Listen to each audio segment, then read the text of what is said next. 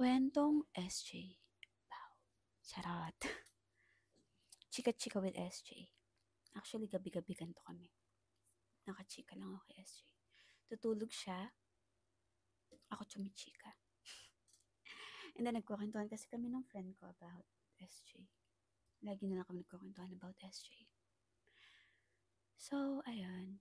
Sana lahat tayo is parang sa SJ, yung faith natin na kahit ang dami nating iniisip, ah yung uncertainties, yung doubts, ang dami nating tanong, ang dami nating takot.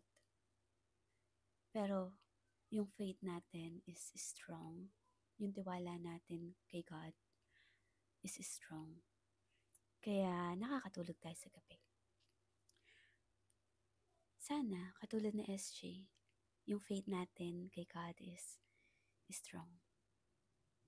You know, amidst all the uncertainties and everything.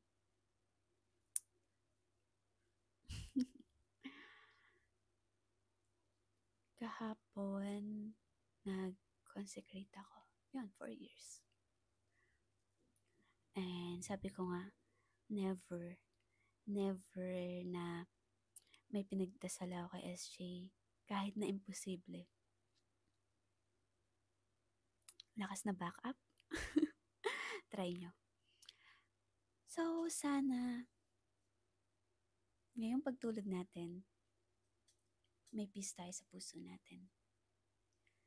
And let's hope na tomorrow, pagising natin, things are better. And makuha natin yung sagot na hinahanap natin, na kailangan natin. But for now, matulog muna. Good night!